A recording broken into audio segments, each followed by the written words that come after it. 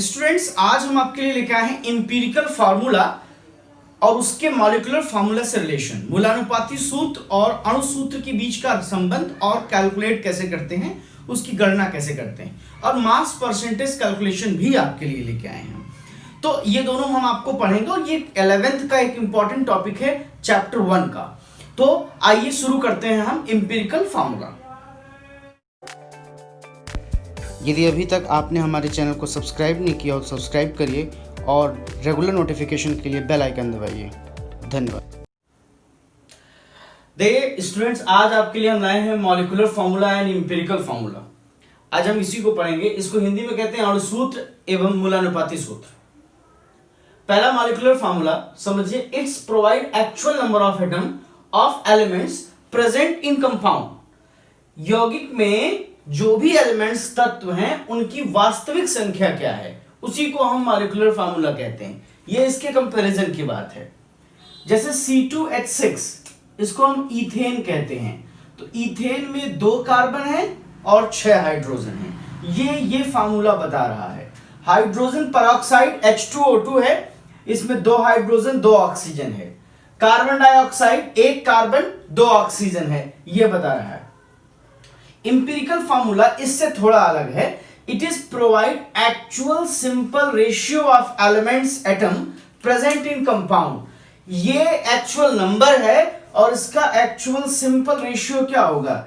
2 carbon है, 2/6 1/3, 1:3 ये इसका सिंपल रेशियो आ गया। और यही इसी के हिसाब से हम इंपिरिकल फार्मूला लिखते हैं। 1 carbon 3 hydrogen, 1 carbon 3 hydrogen, CH3 इसका इंपिरिकल फार्मूला होगा।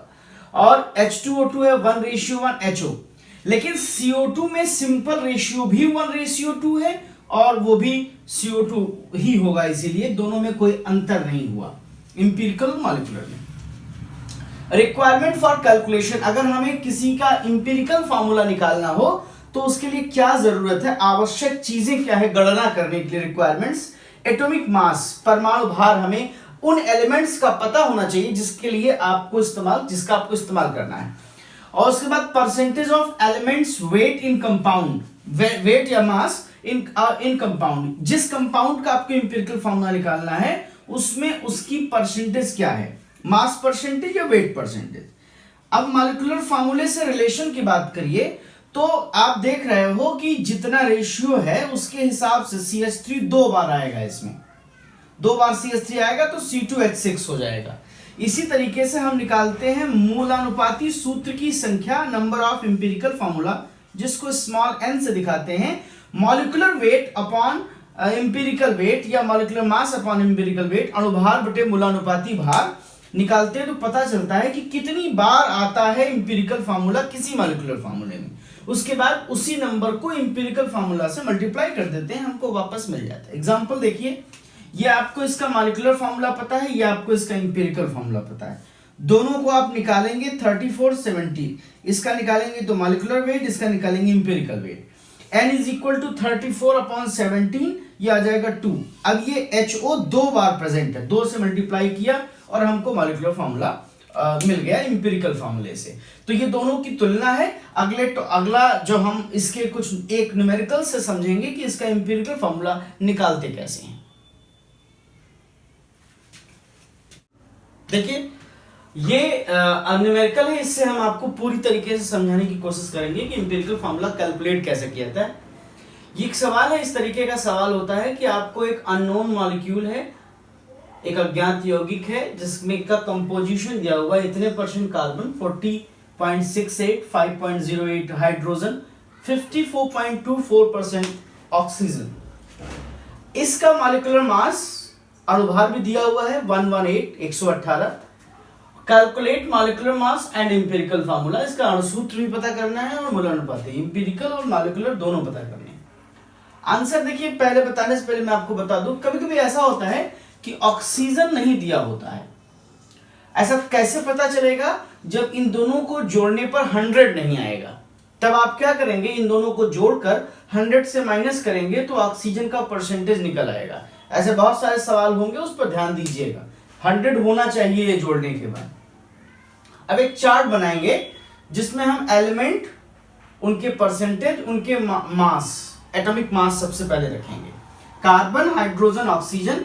कार्बन का 12, हाइड्रोजन का 1, ऑक्सीजन का 16। पिछले वीडियोस में आप देखिएगा एटॉमिक मास और मॉलिक्यूलर मास कैसे कैलकुलेट करते हैं।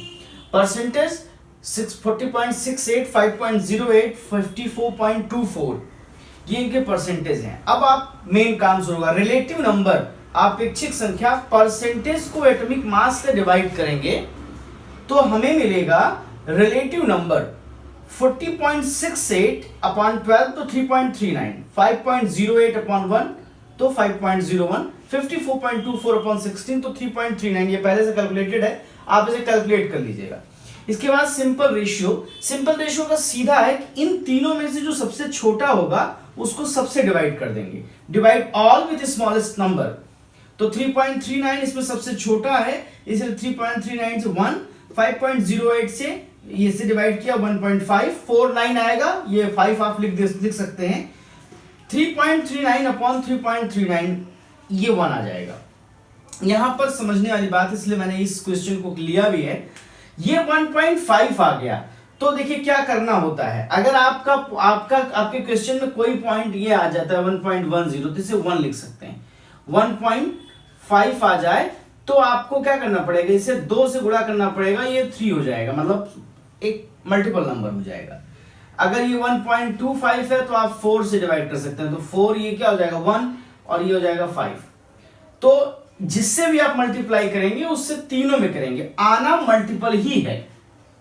अगर 1.9 है तो आप उसको 2 लिख सकते हैं, मगर 5 और 2 5 होता है तो हम जनरली उसको मल्टीप्लाई करके मल्टीपल्स में लाते हैं, और जिससे इसको मल्टीप्लाई करेंगे उससे सबको मल्टीप्लाई करेंगे, इसीलिए हमारा सिंपल रेशियो ये निकल कर आया।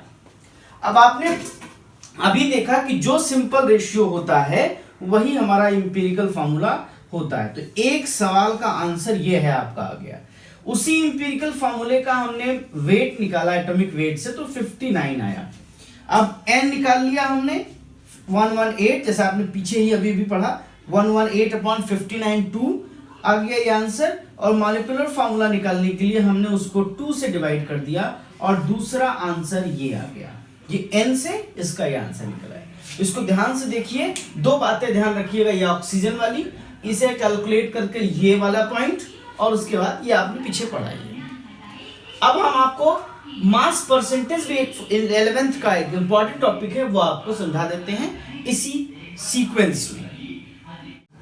देखिए 11th का एक ये और इंपॉर्टेंट टॉपिक है, mass percentage of element. Very easy, बहुत आसान है, समझ लीजिए और एक टॉपिक आपका क्लियर हो जाएगा। किसी भी एलिमेंट का मास परसेंटेज, भार प्रतिशतता निकालने के लिए जिस एलिमेंट का निकालना है उसका टोटल एटॉमिक मास अपॉन उस कंपाउंड का मॉलिक्यूलर मास मतलब अणुभार, और परसेंटेज निकालना है, इसलिए 100 से मल्टीप्लाई करना पड़ेगा। बहुत आसान है, आइए देखते हैं एग्जांपल। यूरिया में calculate mass percentage of nitrogen in urea.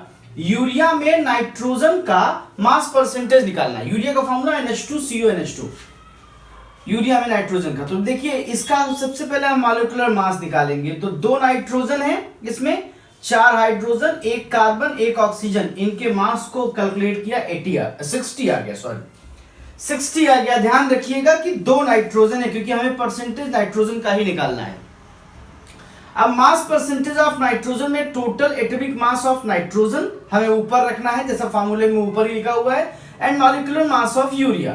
तो 2 नाइट्रोजन है, 14 उसका एटॉमिक मास होता है, तो टोटल हो गया 28 अपॉन 60 और 100, 46.66 परसेंटेज इसका आ गया नाइट्रोजन का। इसमें ये बहुत इंपॉर्टेंट क्वेश्चन भी है, बार बार पूछा भी जाता है।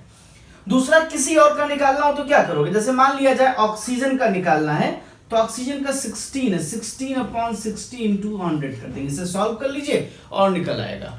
तो कहने का मतलब ये कि वेरी इजी ऑप्शन है, इसे ध्यान से देख लीजिए और समझ लीजिए। इस तरीके से आपके दोनों टॉपिक्स एम्पिरिकल फार्मूला और मास परसेंटेज इस तरीके से क्लियर हुए। जो भी डाउट्स हो कमेंट में पूछ सकते हैं।